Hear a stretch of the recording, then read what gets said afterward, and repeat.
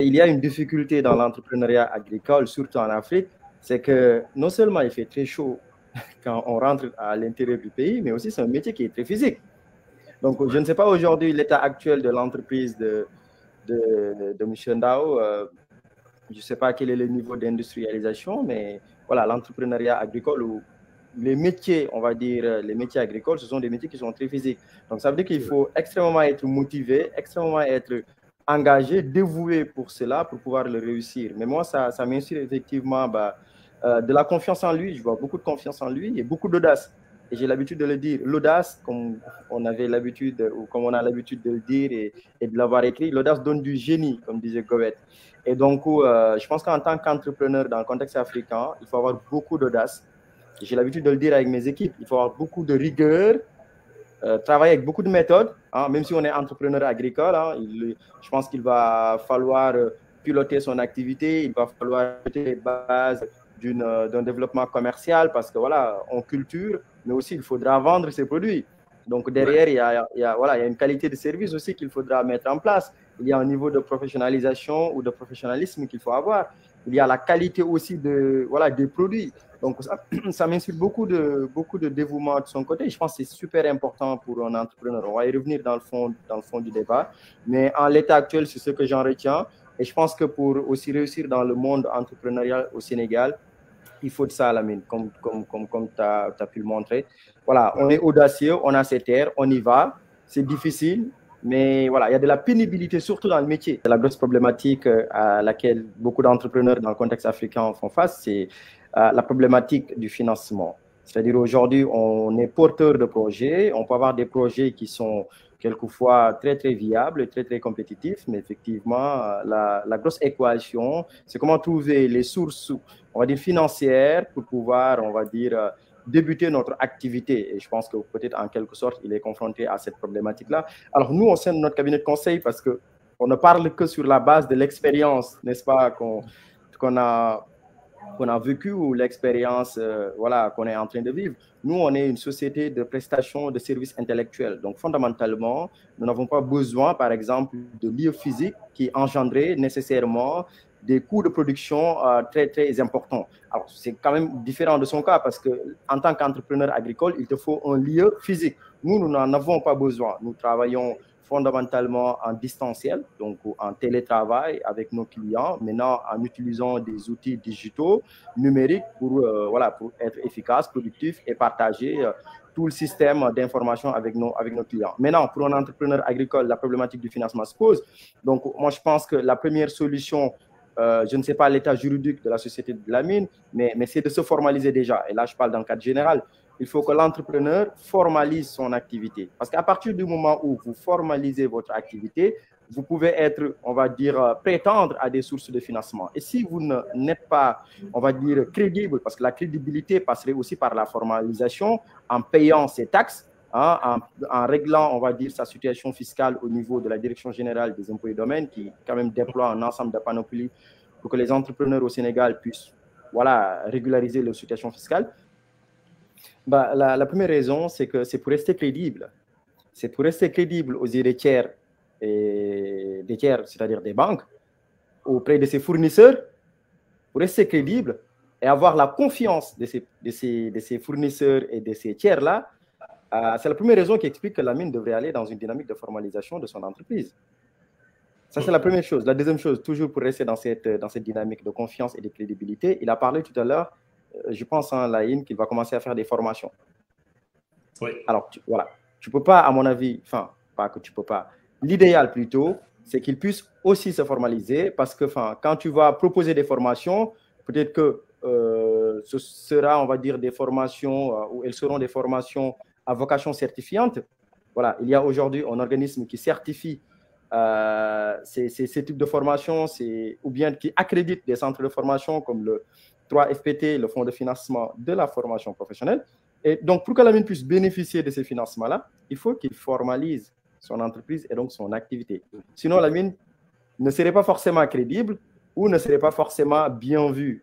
Et les gens ne lui feront pas forcément confiance parce qu'il est informel. Et ça, c'est la première chose qui peut expliquer que tu es dans cette dynamique. La deuxième ou la troisième chose, ce serait que ne serait-ce que pour te protéger. Voilà, ne serait-ce que pour te protéger et protéger ton activité. Parce qu'en l'état actuel, ton activité, on va dire, n'a pas de statut juridique. Donc, personne ne te connaît juridiquement. On ne te reconnaît pas juridiquement. Vous voyez? Donc, tu as beau peut-être, tu pourrais très bien dire, oui, je suis un entrepreneur. Les gens le voient, effectivement. Mais aux yeux de la loi, on ne te reconnaît pas, on ne te connaît pas.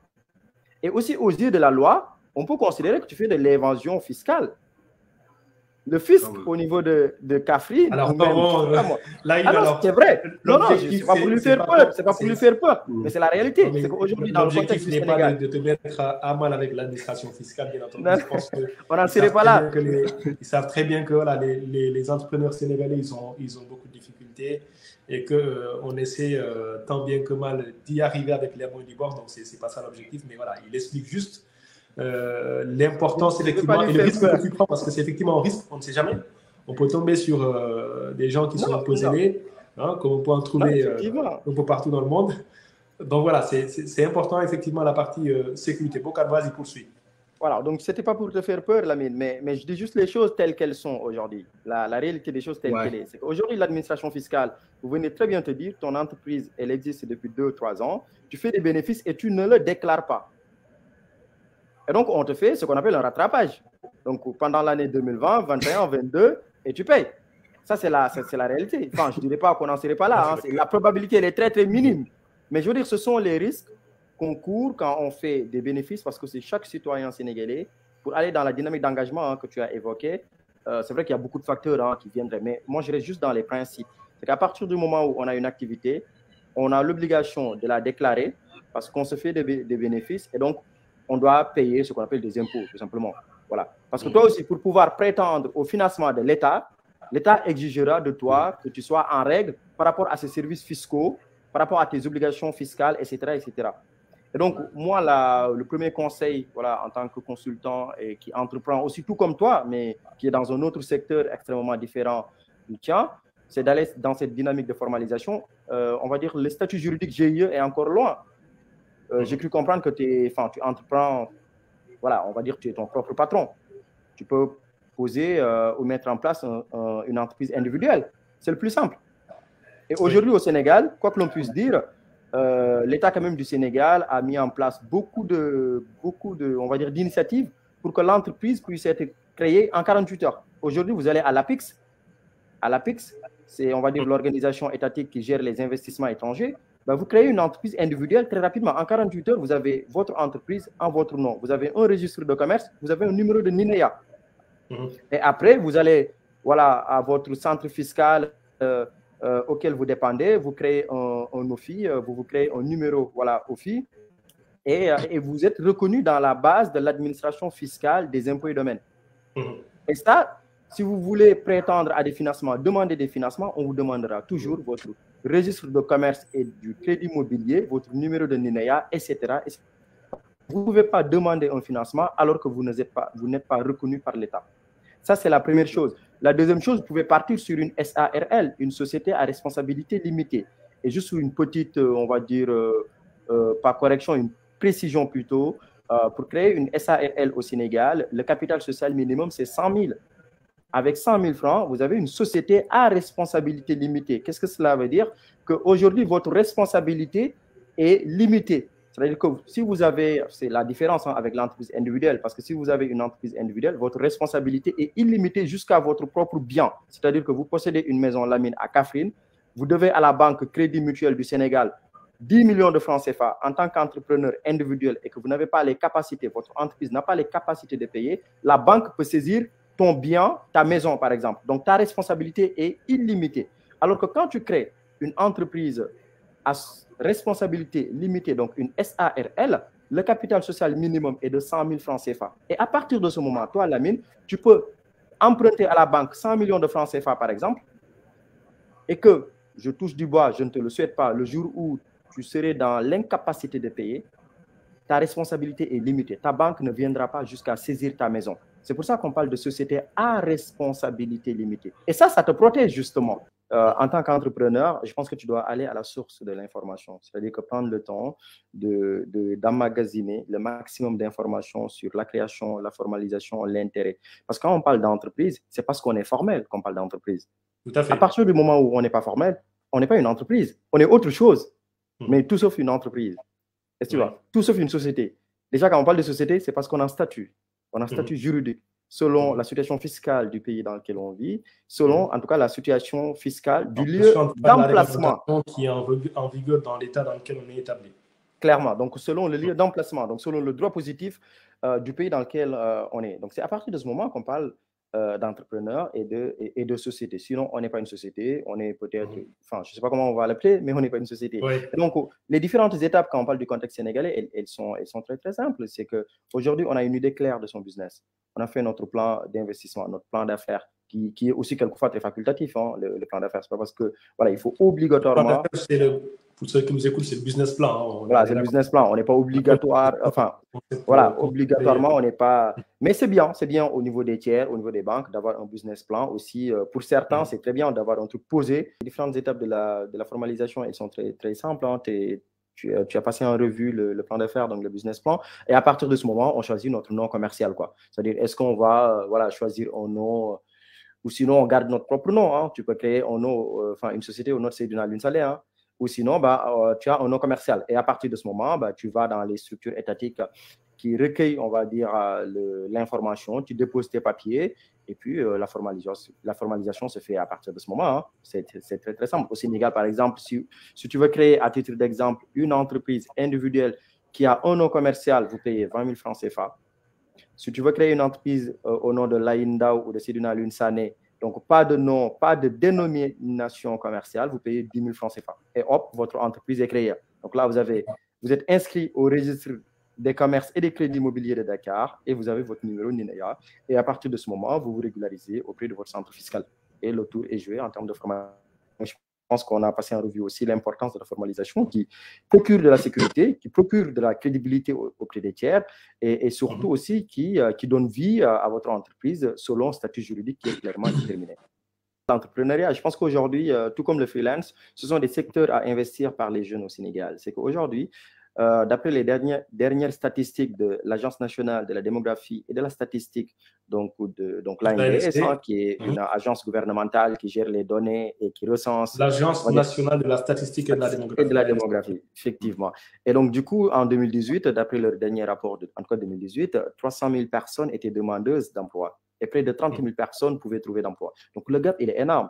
Donc, ça veut dire qu'aujourd'hui, l'entrepreneuriat, tout comme le freelance, ce sont des moyens qui permettent à nos jeunes de, on va dire, résolver le taux de chômage au Sénégal. Mais il suffit aussi qu'il y ait un environnement qui encadre tout ça. C'est vrai qu'au Sénégal, il y a beaucoup de choses qui se font. Il y a beaucoup d'agences gouvernementales qui tournent autour de l'entrepreneuriat. Mais je pense qu'il faudrait qu'on arrive à un niveau d'harmonisation. Il faudrait juste aussi que les jeunes puissent intervenir et investir le champ de l'entrepreneuriat. En quoi faisant? En mettant tout simplement leur expertise. Si vous êtes quelqu'un qui est maîtrisard, qui a une licence dans un domaine, de mettre son expertise au service d'une panoplie de clients. Et en plus, le marché au Sénégal est très ouvert.